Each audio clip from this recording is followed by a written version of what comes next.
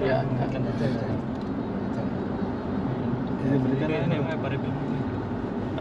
Dapat ano na yung tubig para balikan na lang mamaya. Madam, Po. pwede mapupunta tayo sa dating bahay. Papasyal po tayo sa dating bahay nyo. Opo. O sige, tara. Gusto nyo po palang pumasyal? Naisipan nyo po pa talagang pumasyal? Okay, sama na rin kayo, Tatay Ray, ha? O sige, tara. Kuha tayong bisikol. O tara.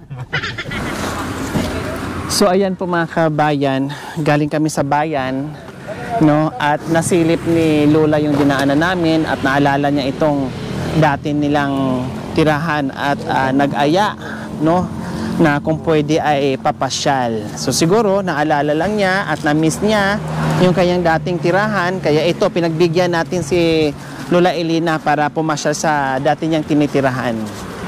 Okay? Yan. Lola Elena. Lola Elena, Madam. naalala niyo po ba nung dati niyong dinadaanan dito? Opo, Di ba? Nung galing tayo doon, unang pagkikita natin, Opo, ay dito niyo po ako dinaan. Opo, madam. Papunta doon sa bahay niyo sa gitna ng palayan. Tapos ang putik-putik pa noon, Lola, tama? Opo. Grabe ang putik pa noon. Oo. Tinalong mo pa, madam. Opo, tinalon ko pa po yung... At saka yung kasama mong lalaki, binuhat mo pa. Opo, tapos tinawanan nyo ako dahil pagtalon ko ay bumagsak naman din ako sa tubig, ano. Opo.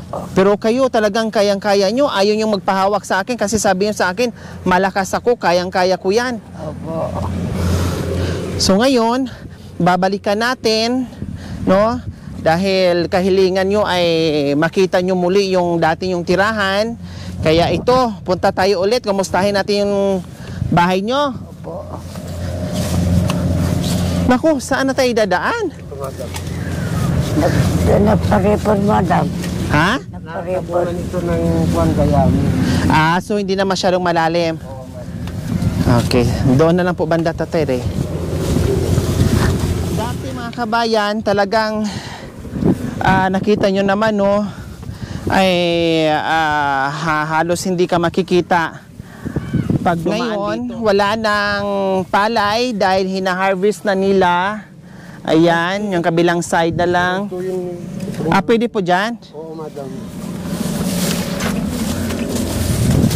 Ayan, kaya talagang maalala to ni mamimiss to ni Lola Elena. Pilapil pala ito, oh. Ang daming nasayang. Bakit po? Ayun yung mga tinatangga nila, Tatay Ray. May nangunguha dyan eh. Marami. Aywan. Wow, sayang, no. Naunta ka na manok.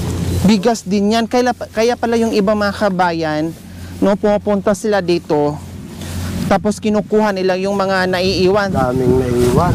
Marami, Tatay Ray. Marami nga. Siguro maka isang sakong bigas ka rin nito, Tatay Ray, no? Madaspalan ka ng manok mo. Manok? Opo. Ay, pato. Sa pato, manguha tayo ng mga sobra-sobra? Hindi siya bukas. Bukas. Parang gusto niyo pang... Ay, tatambak. Parang gusto niya pang utusan si Tatay Ray dito sa pangunguha ng ano. Ang daming Hindi kumukuha, madam. Oo nga, sayang, oo. Sayang. Diyos ko, pag masipag ka lang mga kabayan. Ni. At Ni. ayan, oh. Oh. Kitang-kita ni ano, ni Lola Elena. Kabila, ano? Ayun, oh, Diyos ko. Ang mahal pa ng bigas ngayon. No, tapos marami pa lang naiiwan. Ito, oh. Ayun, oh. Diyos ko, ang dami. Diyos ko, ang mahal ng bigas ngayon, mga kabayan. Ayan pa, Tatay Ray, oh. Ang dami, oh. Oo, ang dami. Diyos ko, parang ang sarap na mamanguha. Nakakapanghinayang. Ako. O, hanggang doon. Kasi kumbaga lumubog na.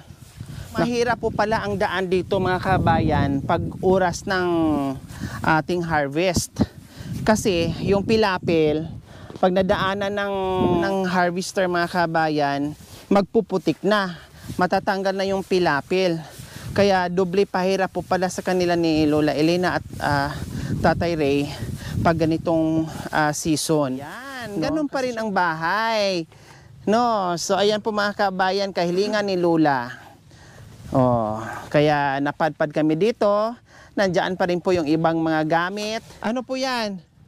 Pagkain yung mga Alin? pusa, madam. Pusa. So dati dati mga kabayan, dito natin nakita si Lola Elena. Oh, ayan kahit putik dito at lumulubog.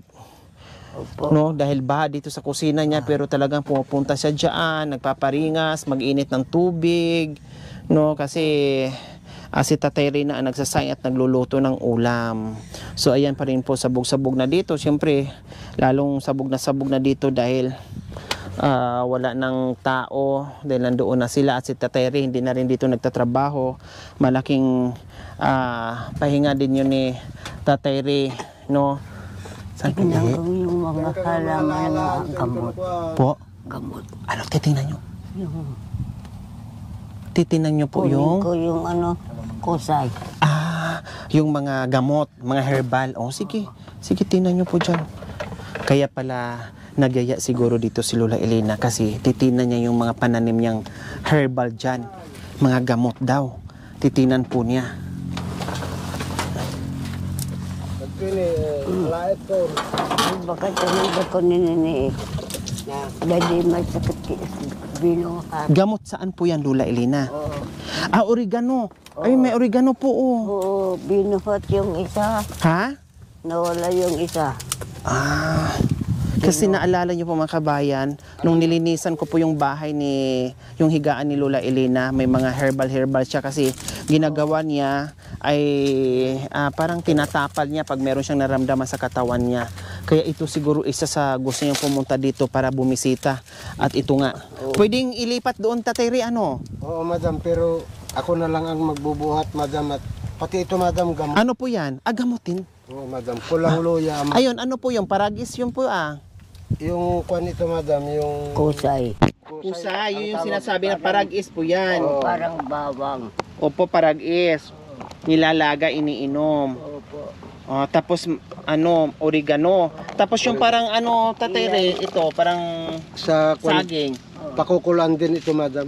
Alin po yung dahon mismo? Hindi, madam, yung laman, parang luya. May laman. Oo, madam. Dito mo, pwede mo ilagay sa... Ito mabango to, oregano to. Oh, ito ilagay sa dito. Ayan, mabango siya. Kasi noong araw, 'di ba, pag nasa bukid tayo, ginaganon lang yan pag masakit ang ulo mo. Oh, Tapos igaganon dito, Kasi parang malamig kasi Ayan. maski walang nakalagay na wala ng sakit na ulo.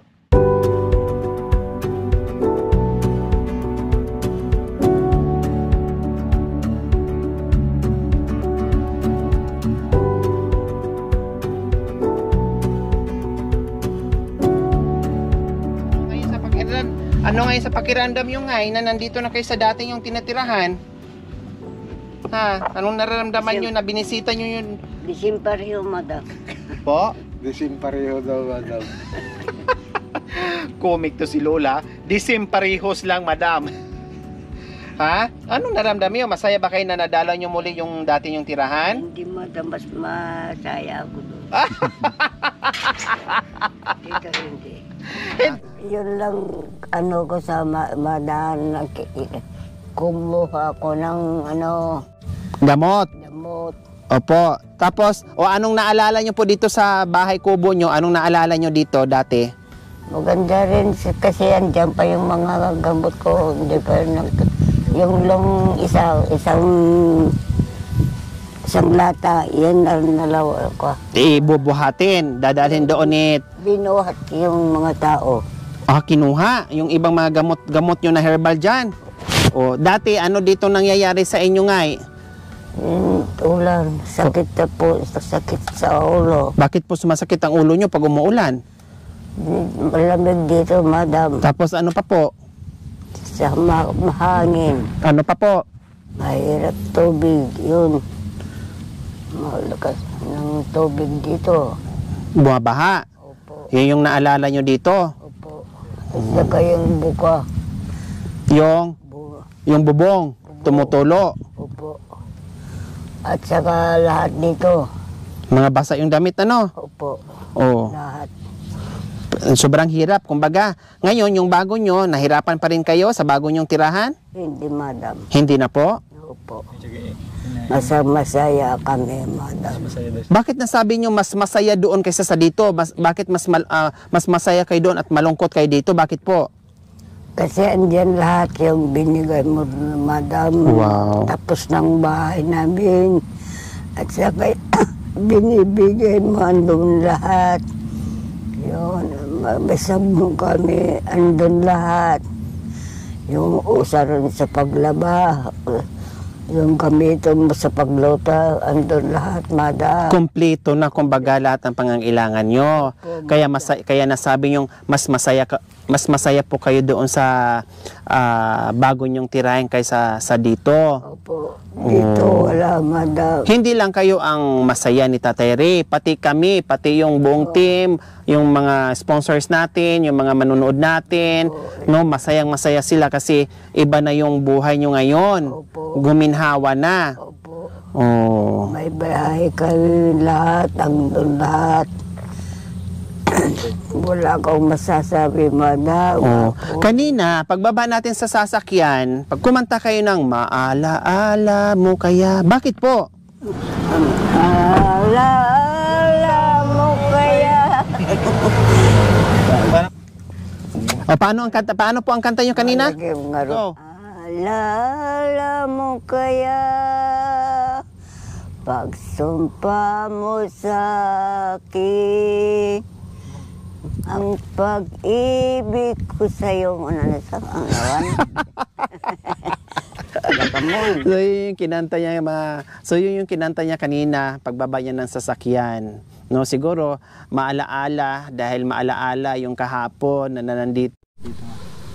So, ayan, naalala lahat ng paghihirap, no, nila ni Lola Elena and Tatay Ray. Kaya sabi niya, napakanta siya ng maalaala mo kaya. Okay, so yun lang pala ang punta dito ni Lola Elena ay makakuha ng kanyang herbal, yung gamot, no, oregano o yung iba pang nandiyan. Akala natin kung ano lang, pero mga herbal pala ni Lola Elena yan. So ayan, mga kabayan, yan po yung dating tinutulugan o tinitirahan ni Lola Elena.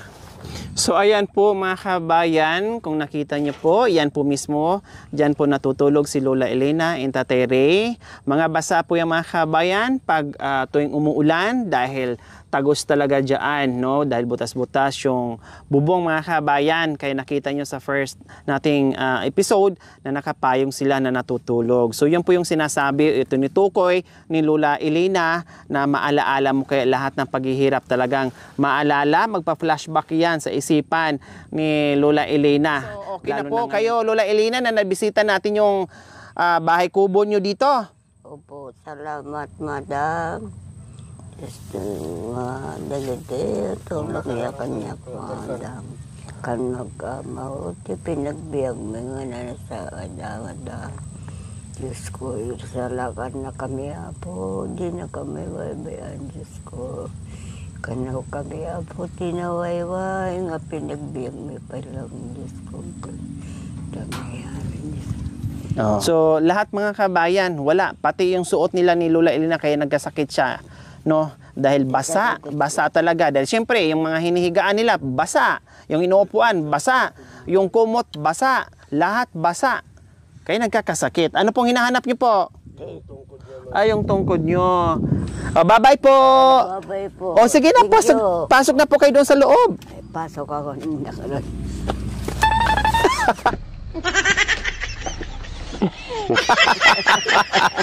Marunong na si Lola mag-comic din. Wala na po kayong kukunin na herbal? Okay na po? Ha? Bukuhat na nun. Ayaw na daw, nakakuha na si Tatay Ray. Tapos ililipat na lang ni Tatay Ray yan dito sa bagong lang bahay. Okay, so ayan po mga kabayan.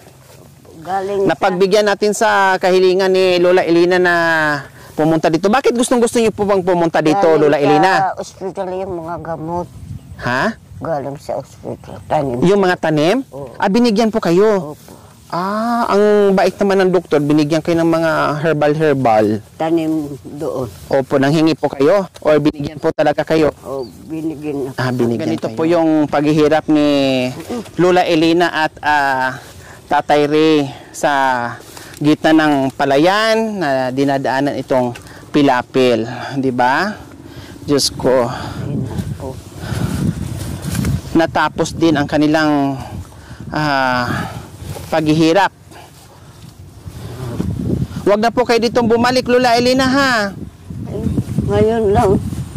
Yun lang. Opo. Kasi may kinuha kayong gamot. O sa susunod, pag mayroon kayong gustong Hindi lang gamot or herbal, mag-utos na lang kayo ni Tatay Ray, ha? Ni Adalam. Saan? So lalo na ganito, no, lalo na ditong parting ito na tatawid, no, kasi kung iikot sa kabila ganun din, dadaan ka din ng ganyan, mas malalim po doon, kaya dito talaga ang daanan nila ni Lola. Delikado.